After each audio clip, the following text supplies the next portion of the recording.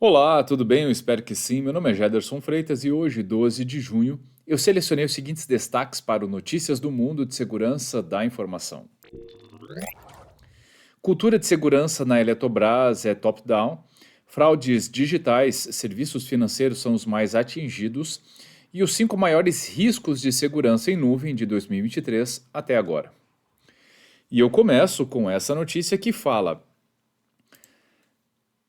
cultura de segurança na Eletrobras é top-down. A cada dia, empresas dos mais diversos setores da economia têm buscado dar mais atenção ao tratamento oferecido aos dados sob sua gestão e proteção, sejam eles de clientes, parceiros ou mesmo de funcionários. Devido às mudanças no cenário legal da regulamentação da administração de informações, esse tem sido um imperativo em todas as instituições que preservem conteúdos sensíveis, como é o caso da Eletrobras. A companhia tem como grande desafio atuar com infraestrutura crítica e geração de energia. Uma falha cibernética pode impactar milhares de vidas. Ao interagir com uma quantidade significativa de informações sensíveis, torna-se desafiador preservar a eficácia de controles e monitoramentos dos processos ligados a dados pessoais. Beltrán explica que a companhia de geração e transmissão de eletricidade vê o gerenciamento correto de dados pessoais como algo imperativo nas operações de fornecimento. Assim, a Eletrobras tem buscado investir na maturidade de segurança da informação, rodando avaliações anuais e usando o resultado para orientar novas iniciativas de aprimoramento de controles e redução de riscos cibernéticos. Estas iniciativas são coordenadas pelo Subcomitê de Privacidade e incluem melhorias de normativos e sistemas de suporte à proteção de dados. O executivo explica que medidas estão sendo tomadas cotidianamente pela Eletrobras, visando aprimorar a resiliência contra cyberataques. O DPO cita como exemplo a existência de um SOC, a realização constante de testes de intrusão, simulação de respostas a incidentes e de phishing, além do respeito a índices de ESG com responsabilidade definidas por um regulamento interno mantido pela alta administração. A segurança da informação é vista como prioridade na matriz de riscos da corporação, monitorada através de reportes periódicos ao Conselho Administrativo, o qual define metas e acompanha as iniciativas estabelecidas. Esse processo promove então melhoria contínua na maturidade em cybersecurity. Esse comprometimento dos gestores da Eletrobras com a cibersegurança se replica também no corpo de funcionários. Além de treinamentos gerais e obrigatórios a todos os colaboradores, são realizados eventos como workshops e seminários, sempre no intuito de sensibilizar e preparar o funcionário para atuar com competência e ética no tratamento dos dados pessoais sob sua responsabilidade. Através dessa sequência de ações em favor da cibersegurança e da proteção de dados, a Eletrobras tem experimentado o avanço da maturidade, reconhecido especialmente no NIST. Todavia, Beltrán aponta que a melhor demonstração de mudança está no nível elevado de participação de todas as camadas de funcionários da Eletrobras. Isso demonstra a formação de uma cultura sólida de privacidade e cibersegurança. O que a matéria trouxe é algo extremamente importante e algo que a grande maioria das empresas ou organizações deveriam perseguir. Essa questão de cultura. A cultura significa dizer que todas as pessoas da organização, da instituição, da empresa privada, do órgão público, do que quer que seja, têm em mente os aspectos mais relevantes, mais importantes de segurança. E no seu dia a dia, no desempenho das suas atividades, acaba levando esse conhecimento, levando essas questões em consideração na tomada de decisão, na definição de que serviços criar, do que implementar, etc. E isso, sem sombra de dúvida, quando alcançado, e se alcançado, é algo que diminui consideravelmente os incidentes relacionados à negligência, relacionados à falta de conhecimento dos principais aspectos de segurança. Eu espero sinceramente que muitas empresas possam perseguir isso. É claro que a matéria mistura alguns aspectos, né? Uma coisa é, sim, ela presta serviços considerados essenciais para a população, para as pessoas, e isso há um aspecto ligado à sua capacidade de continuar operando, que deve exigir uma série de controles, e outra coisa está ligado a tratamento de dados e como isso precisa ser conduzido dentro da companhia, que é algo extremamente importante. Nem todas as empresas ainda atingiram esse nível de maturidade para conduzir esse tema da maneira que deveria. Mas, né, talvez com bons exemplos, quem sabe outras instituições, outras empresas, até mesmo, porque não, órgãos públicos, venham a seguir um caminho muito parecido. E na segunda matéria de hoje, divulgado no portal olhardigital.com.br, fraudes digitais. Serviços financeiros são os mais atingidos. O mapa da identidade da fraude, realizado pelo CAF, mostra que os serviços financeiros, incluindo bancos, fintechs, empresas de crédito e de pagamento, estão no foco dos fraudadores. Os dados são dos 3 primeiros meses do ano. Além disso, o levantamento mostra um aumento na taxa de golpes realizados no segmento de mobilidade. Entre 50% e 60% das tentativas de fraude se concentram nos serviços financeiros. No segmento, 1,73% do número total de transações analisadas foram tentativas de fraudes. As altas quantias movimentadas pelos serviços financeiros justificam a preferência dos golpistas por esse setor. As fraudes no setor imobiliário representam 1,27%, um crescimento de 0,24%.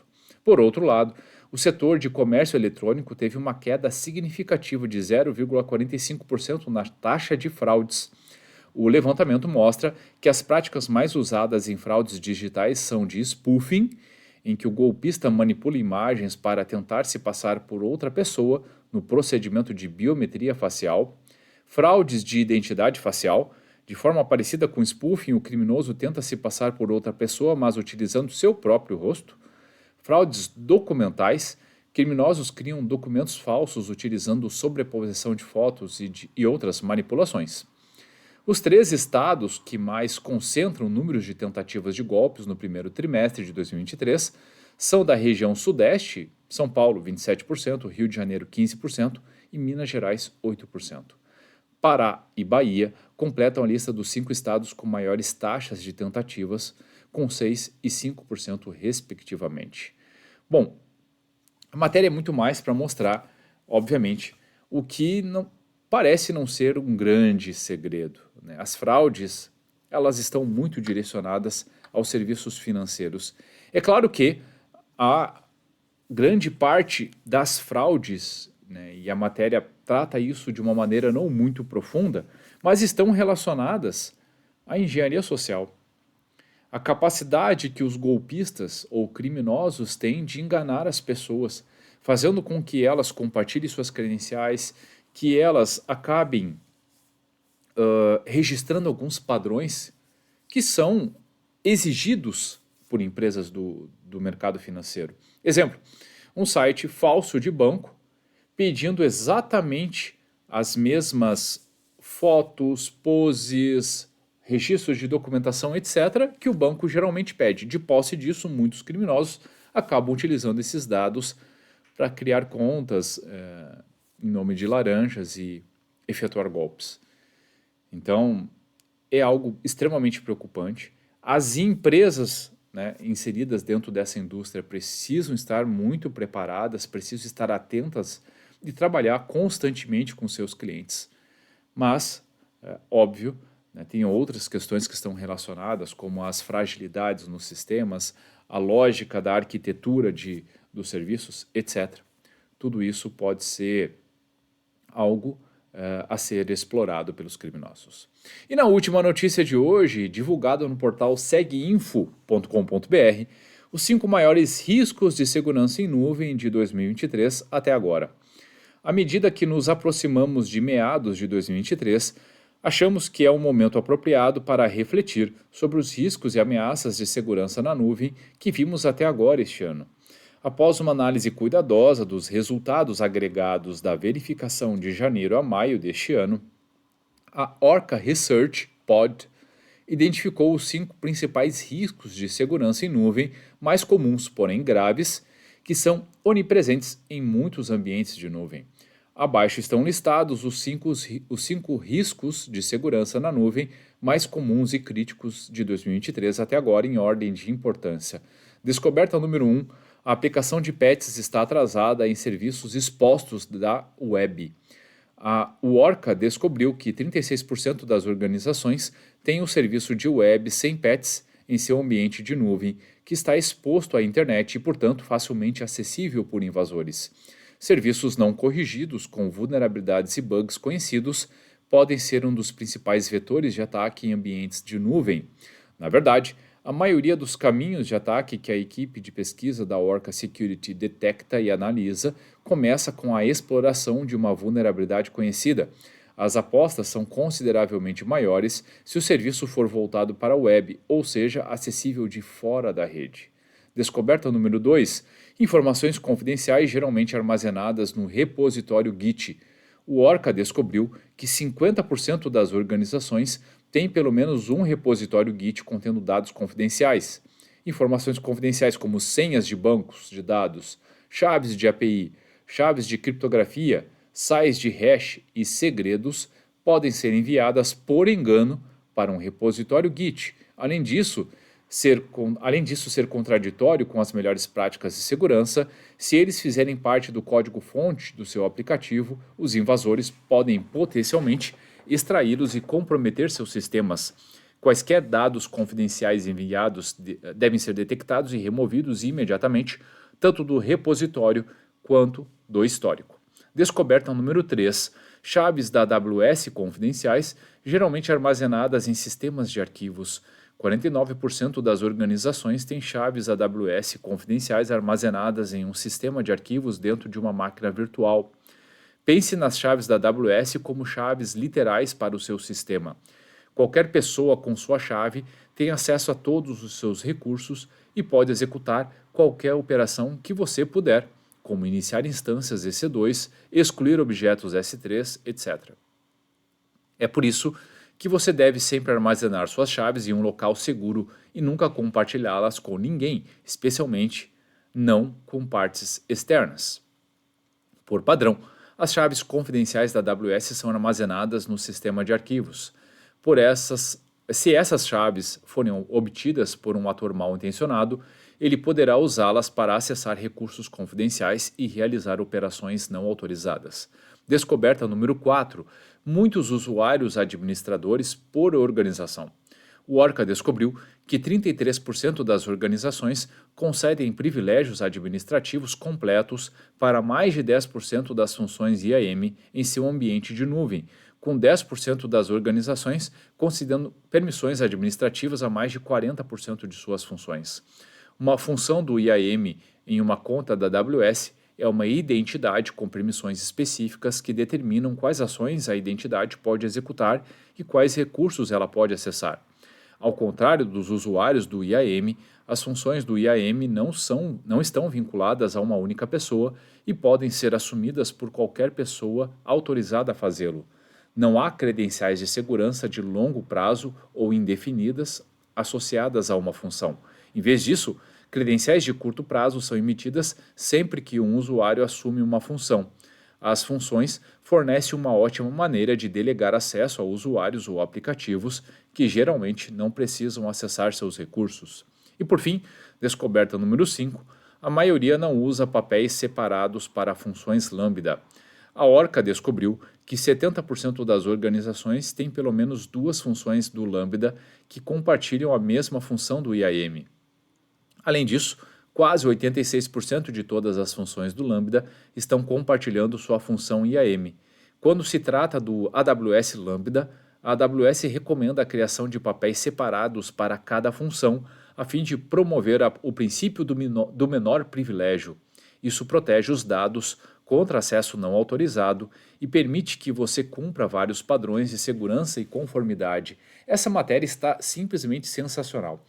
Eu vejo muitas pessoas, muitas vezes questionando o uso de serviço em nuvem, como se esse fosse o fator determinante para a grande maioria das exposições, para a grande maioria dos incidentes, isso não é verdade.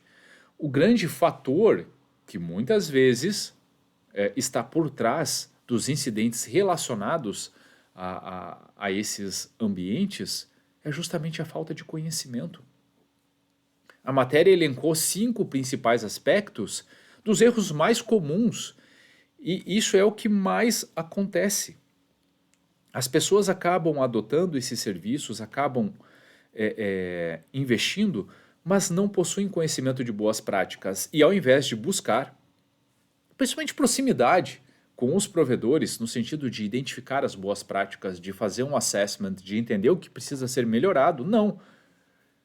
Utilizam esses ambientes como utilizariam um ambiente convencional de data center, por exemplo. Ou pior que isso. E aí, não tendo conhecimento, obviamente, se expõe a organização, a empresa, enfim, a muitos riscos. Então, a matéria, quando aborda os 5 principais pontos de fragilidade ou 5 maiores riscos de segurança em nuvem, ela está relacionada, no fundo, a uma questão cerne, que é a falta de conhecimento dos profissionais na utilização desse tipo de infraestrutura. Portanto, é extremamente importante que trabalhemos muito forte as questões de conscientização. Se você está inserida numa organização ou numa empresa que tem serviços em nuvem, a pergunta é uma só. Você tem ciência das principais práticas e do quão distante, próximo ou até além a sua organização se encontra, se comparada às boas práticas na utilização de infraestrutura em nuvem? Essa é a pergunta. Aí, obviamente, dependendo do seu cenário, você sabe o que precisa ser feito. Se você precisa se aproximar mais, conhecer mais e investir em controles, em boas práticas, treinamento e conscientização, ou se você já tem um cenário seguro e precisa, obviamente, trabalhar aspectos de melhoria contínua para elevar, sempre que possível, o nível de maturidade de segurança. Bom, pessoal, o que eu tinha selecionado para hoje era isso. Espero sinceramente que vocês tenham gostado, e se você gostou do conteúdo, se fez sentido para você, então curta, salve, compartilhe esse post ou marque a pessoa ou as pessoas que podem se beneficiar desse tipo de conteúdo. Eu tenho certeza que fazendo essas ações, podemos fazer a diferença trazendo mais cultura de segurança da informação. E se você ficou com alguma dúvida, tem alguma crítica ou sugestão, fique muito à vontade para deixar comentários ou mandar mensagem diretamente para mim. Combinado? Ótimo dia, ótima semana a todos e até a próxima.